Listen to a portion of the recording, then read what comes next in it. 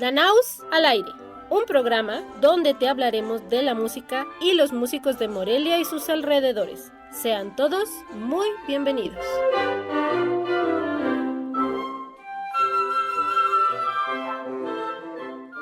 ¿Qué tal? Muy buenos días, yo soy David Ramírez, flautista del ensamble Danaus. Y el día de hoy estoy con Juan Vázquez. ¿Cómo estás, Juan? ¿Qué tal, David? Muy bien, muchas gracias por invitarme a este programa. Estoy muy contento de estar aquí contigo. Oye, la verdad es que este programa ya tenemos muchas ganas de hacerlo. Eres definitivamente uno de nuestros compositores favoritos, personas favoritas y sobre todo personaje favorito en Morelia. Quisiera decir eso. Tú eres de Michoacán, ¿verdad? Sí, de La Piedad, Michoacán. Pero no llevas toda tu vida viviendo aquí en Morelia. Pues bueno, primero llegué como a los 11, 12 años a Morelia por cuestiones de trabajo de mi mamá. Y después, por las mismas cuestiones, nos fuimos a vivir toda mi familia a la Ciudad de México. Entonces allá estuve terminando la preparatoria y la universidad. Estuve allá unos 9 años, todavía estuve un poquito más. 9 años, después me voy a Oaxaca y regreso a Morelia hace ya 4 años a fundar la Orquesta Filarmónica del Sinsuni, que en ese entonces era la orquesta de cámara del Sinsuni. Me parece que fue en esa época justo cuando te conocí. Cuéntanos un poquito más de esta orquesta de cámara del Sinsuni. Bueno, pues la idea surgió en Oaxaca, estuve viviendo allá un año, como comentaba, y estuve trabajando con la Camerata Oaxaca. Y bueno, de ahí salió la inspiración de conseguir de alguna manera fondos, de formalizar un proyecto, de hacer alguna gestión para poder crear una orquesta, ¿no? Al final, pues, por varias razones, varias cuestiones de esta gestión de fondos, el proyecto se pudo hacer, pero en Morelia. Yo lo pensaba hacer en Oaxaca. Yo no tenía pensado en ese momento volver a Michoacán. Dicen que nadie es profeta en su tierra. Pero, bueno, pues se dio en Morelia. Fue una coincidencia, pues, en ese momento extraña para mí, inesperada, pero después muy feliz, porque la verdad es que me gusta mucho Michoacán. Tengo mucho amor por mi tierra. Y pues empezó esta orquesta de cámara que la llamé del Sinsuni por tener una referencia local, pues a la palabra colibrí, ¿no? Digamos, dentro de la cultura purépecha, que tiene una connotación importante, espiritual, de un buen mensaje, de una conexión con lo divino, que la música en parte es eso. Y bueno, pues la orquesta nació siendo muy pequeña, una orquesta de cámara, eran cuerdas, 2 oboes y 2 cornos, ¿no? Que de hecho pues ahí ya estaban la maestra Montserrat García y Jenny Cárdenas, que son del ensamble Danaus, y que pues ellas fueron el pie para luego conocer a los demás del ensamble Danaus, ¿no? Pero bueno, así surgió el proyecto y luego nos cayó la pandemia, entonces hubo que sobrevivir, pero sí lo logramos. Ah, sí, recuerdo esos tiempos oscuros de la pandemia. Ya ni quien se acuerde de eso, ¿verdad? Oye, y cuando estuviste, me acuerdo que empezaron ensayando en lugares bien diversos, ¿no? Sí. Andaban por aquí, por allá, y hasta que encontraron por fin su lugar. ¿Qué hay de ese lugar? Sí, bueno, pues el Centro Cultural Allende 637 es la sede o fue la sede de la Filarmónica del Sinsuni.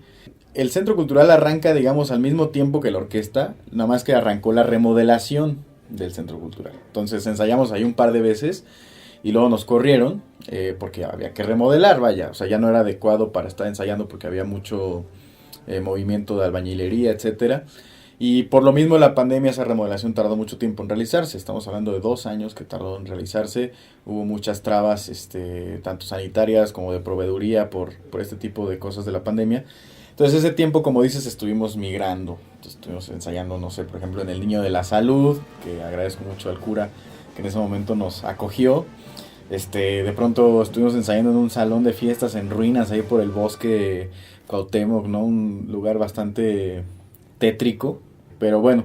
Luego estuvimos ensayando alguna vez en la Galería del Estudio de Eduardo Rubio, y así nos íbamos moviendo hasta que inaugura Allende. Entonces podemos ya estar ensayando de manera regular en ese lugar. Ah, bueno, estuvimos en el Palacio Clavijero prácticamente un año, que fue un momento muy bonito. Estaba de secretaria de Cultura Sandra Aguilera y fue muy amable con nosotros y nos prestó el Palacio Clavijero. Creo que fue de los mejores momentos de la orquesta. porque pues era bien lindo estar ensayando un inmueble tan padre, ¿no? Y por supuesto ya en Allende 637, que es este centro cultural polifacético, pues muy a gusto porque ya ahora sí que ahí yo podía disponer libremente del espacio, ¿no? Entonces ahí es donde aterriza finalmente la orquesta y Allende 637 pues ahí sigue. Oye, la verdad es que tenemos un programa de radio bien cortito y casi me da pena no hablar más de todo lo que es Allende 637 ahora. El centro cultural como tal en Morelia, se me hace que es súper importante, además de que es la casa del ensamble Danaos, ¿verdad? Como ensamble residente, nosotros estamos súper contentos y la verdad bien orgullosos de ser parte de Allende 637, pero por supuesto pueden ver más información en la página web, ¿verdad? Sí, está Allende 637 en Facebook, así tal cual Allende 637 y en Instagram lo mismo. Y pues sí, mejor vamos a no spoilearle al público y que vayan a visitar las exposiciones y los conciertos. Sí, por cierto, acaba de haber una inauguración de 3 exposiciones pictóricas en Allende 637, pero no les spoileamos más. Y de hecho, mencionabas, empezaron la Sinsuni durante todo este proceso como orquesta de cámara. ¿Qué fue por qué ahora es la Filarmónica del Sinsuni? Pues había muchos músicos más con una enorme voluntad de trabajar profesionalmente como se venía haciendo con la orquesta de cámara, con la misma vibra, que es una vibra de mucha cooperación y de poner a la música por delante siempre. De hecho llegamos a tener nuestro lema, ¿no? Primero la música. Y a raíz de estas colaboraciones que hubo, de pronto pues buscamos dotaciones más grandes para incluir en los programas pues repertorio, digamos ya Beethoven o cosas así que ya empiezan a requerir flautas, trompetas, timbales, etcétera. Entonces, a raíz de primero querer incluir nuevo repertorio más grande y también de encontrar músicos con esta disposición, pues se tomó la decisión de que se volviera más grande la orquesta. Y bueno, con el título de Filarmónica, por esta carga de amor a la música, de tener una suerte de sociedad filarmónica o amigos de la música, que en este caso pues son los mismos músicos, ¿no? Ya. Y bueno, y tú no solo fuiste instigador de todo este proyecto, sino que además eres el director mismo de la orquesta.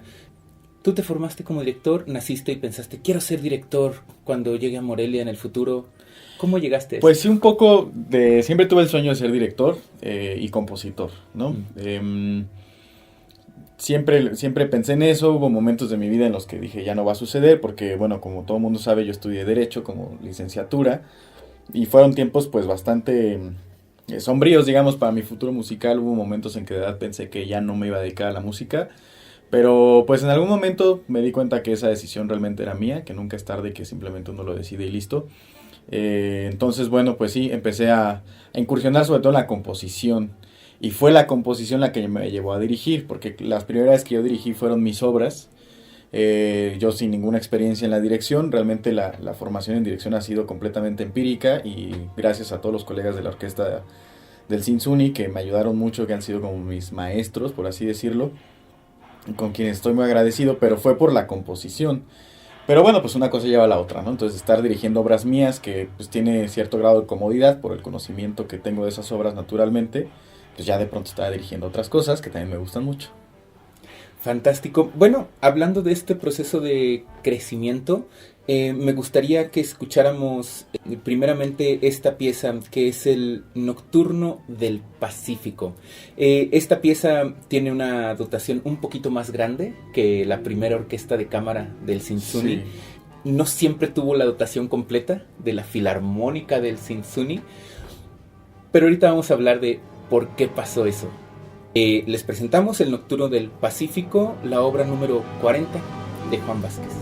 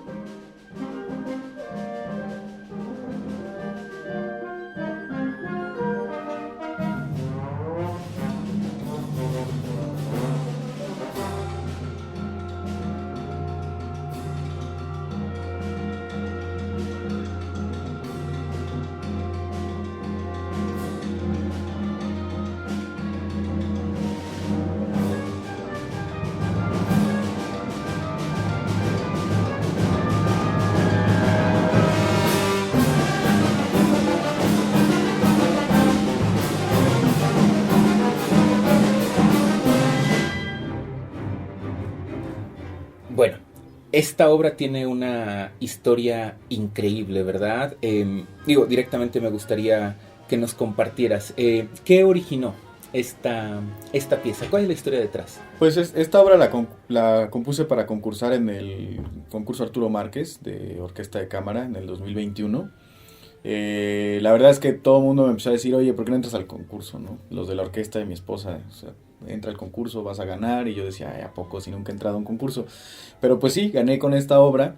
Y el tema de la obra Nocturno del Pacífico es tal cual una metáfora sobre un poco el Océano Pacífico, que es muy agresivo, que es una paradoja, ¿no? Es irónico que se llame Pacífico, pero en México al menos el oleaje, la forma en que se comporta el mar cuando uno va a las playas del Pacífico, pues es un mar agresivo, o sea, no es es más bien para verlo de lejito, no meterte tanto.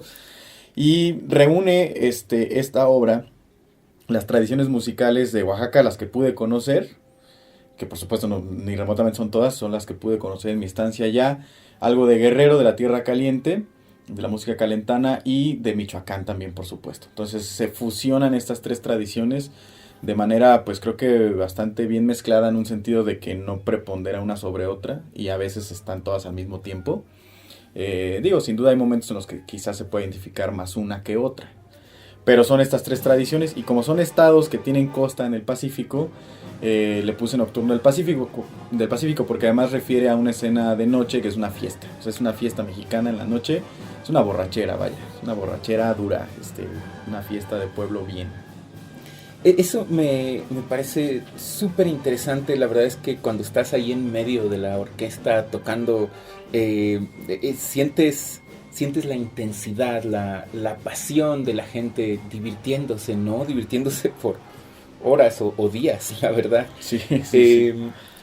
Bueno, realmente es una pieza muy emocionante. Para mí, sobre todo como músico, tocándola, es una gran sensación. Este fue un momento intermedio, ¿verdad? Porque había un requerimiento de dotación para el concurso. Ah, claro, había un requerimiento de dotación. El concurso pone máximos y mínimos de una, digamos, paleta de instrumentos. Entonces tú tienes que cumplir con ciertos máximos y mínimos. La verdad es que, crítica constructiva y con toda buena fe, no se entiende bien. Esa es mi opinión. Entonces yo lo que asumí fue una actitud muy conservadora, en el sentido de no la voy a regar.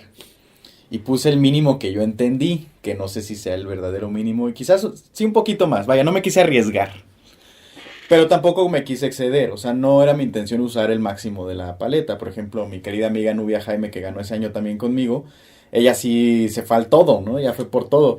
Yo no, yo dije, voy al menos, con eso quiero trabajar. Entonces, bueno, la sección de cuerdas está escrita para sección de violines primeros, segundos, violas primeras y segundas, todo el tiempo, chelos primeros y segundos todo el tiempo, con trabajo. Entonces, digamos, son 7 líneas de cuerda. Tenemos las maderas a 1, una flauta, un oboe, un clarinete, un fagot. Tenemos una trompeta, un corno francés y un trombón. Y de la percusión, simplemente usé timbales, tarola y platillos de choque. Que los trato además, las percusiones luego te dicen percusiones, ¿no? O sea, dice dotación, percusiones. Entonces tú le empiezas a meter ahí de todo, que maracas, que palo de lluvia, etcétera. Yo quise tratar estos instrumentos de manera muy principal. De hecho, me atrevería a decir que quizás el instrumento más importante de la obra es la tarola. Y de hecho, en este caso, el principal de la orquesta, en ese momento Alan Montoya, pues debía tocar los timbales, pero yo le pedí que tocara la tarola porque consideré que el nivel de dificultad era mucho mayor en la tarola que en los timbales, y me sentí mucho más confiado a que él ejecutara esa parte. Recuerdo mucho que para un concierto muy especial aumentamos la dotación de esta obra y, bueno, llenamos a toda la Filarmónica del Sinsuni. Ese concierto no solo incluyó tu pieza, también incluyó música de Nubia, Jaime Don Juan, de Andrea Chamizo, sí, de Rodrigo Lomán. ¿Verdad? ¿Y qué tienen en común todos ellos? ¿Por qué los juntaste? Bueno, los junté porque son grandes compositores mexicanos, y este concierto era para celebrar las fiestas patrias, y no quería yo volver a tocar Huapango Moncayo, que es bellísimo, pero era más bien celebrar la mexicanidad con compositores jóvenes actuales, ¿no? Y ahí me permití, modestia aparte, incluir una obra mía. Pero bueno, ese es el principal distintivo.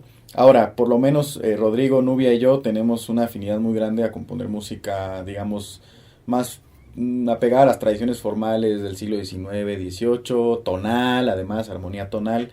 Y en específico, Nubia y Rodrigo, incluso mucho más que yo, solamente componen música basada en la tradición mexicana. Yo tengo un poquito de esa música y música que no tiene que ver con la tradición mexicana, pero a ellos solo les he escuchado esta música y lo hacen increíblemente bien.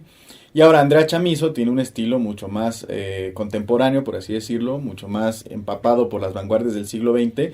Y para mí era muy importante también dejar testimonio que eso también se hace en México, que eso también es parte de la Escuela Mexicana de Composición, por así decirlo, en un sentido muy laxo. Entonces era un poco tener eso de todo, ¿no? O sea, una compositora de Sonora, Nubia, Rodrigo de Veracruz, Andrea Chamizo de la Ciudad de México, con este estilo además mucho más académico. Y pues un servidor, pues simplemente por ser michoacano y el director de la orquesta. Me parece fantástico.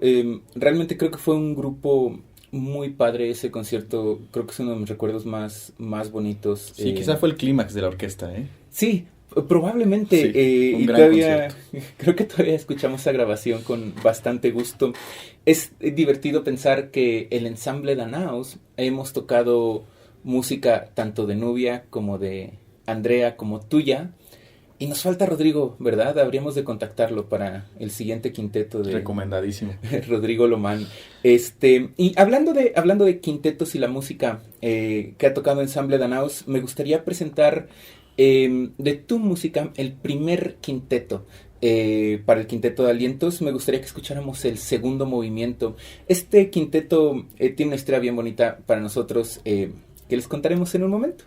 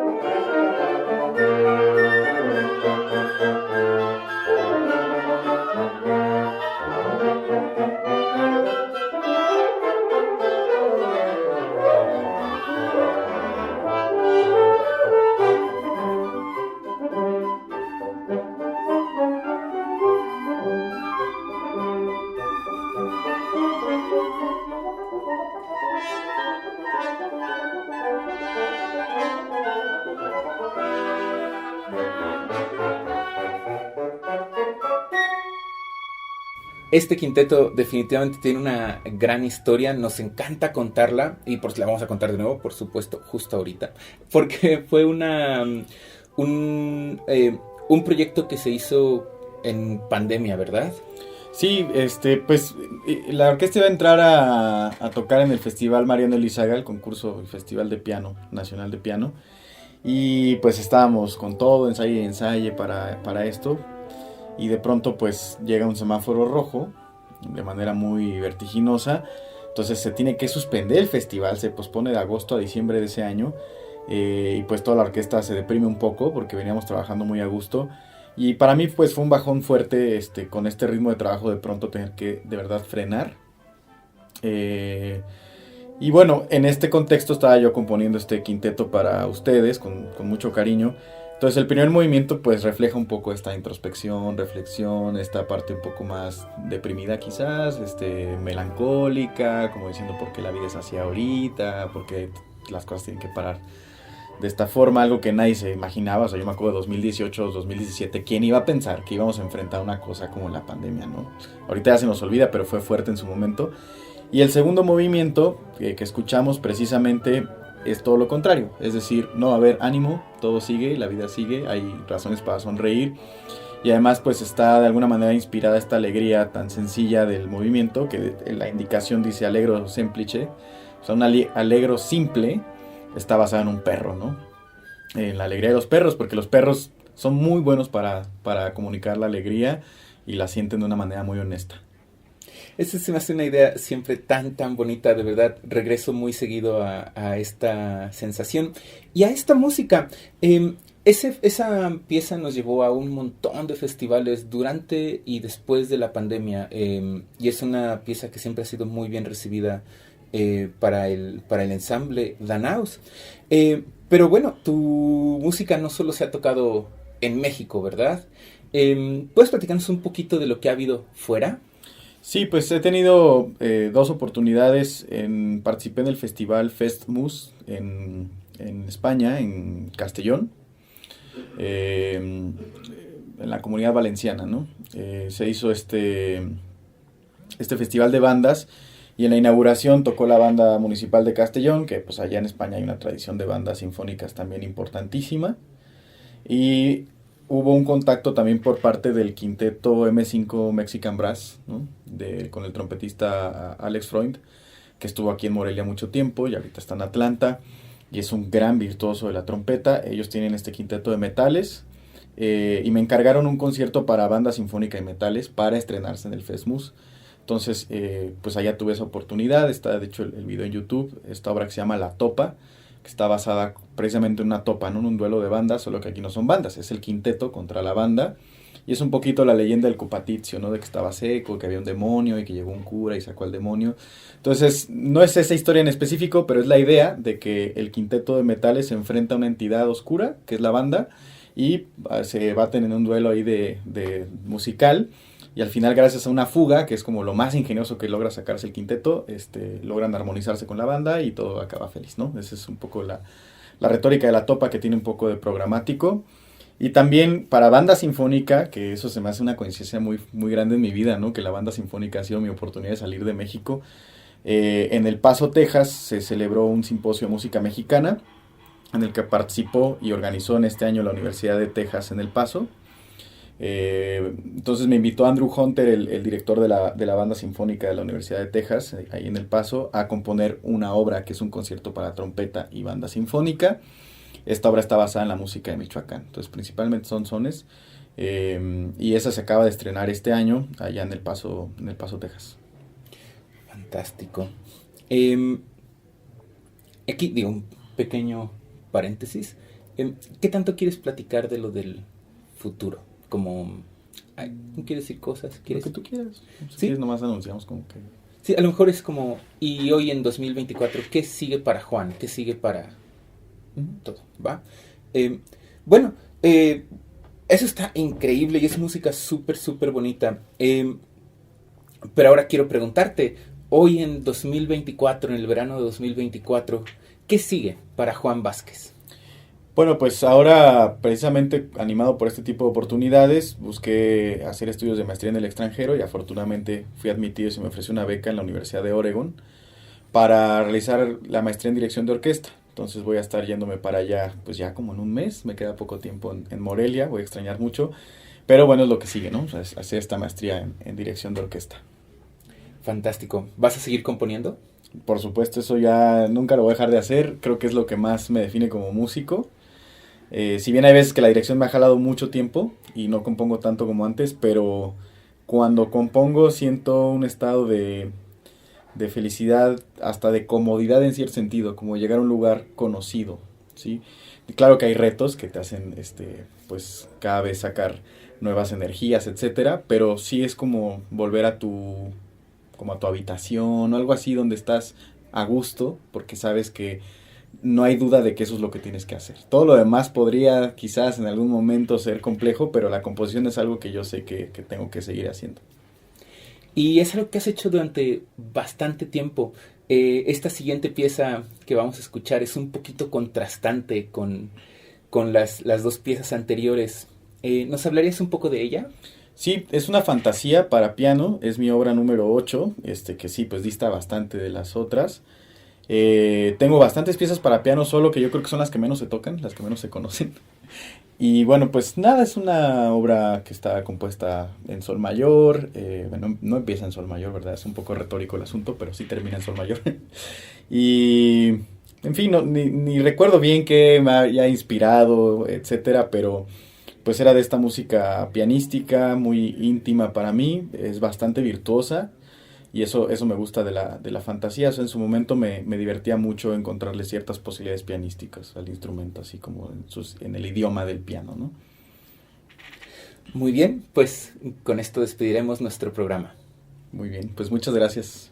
Gracias a ti, Juan. Muchas gracias por sintonizarnos. Te esperamos los jueves a las 9:30 de la mañana aquí en Radio Nicolaita, con retransmisión los jueves por la tarde en las redes sociales de Ensamble Danaus. Síguenos en Facebook, Instagram, YouTube y tu aplicación de podcast favorito.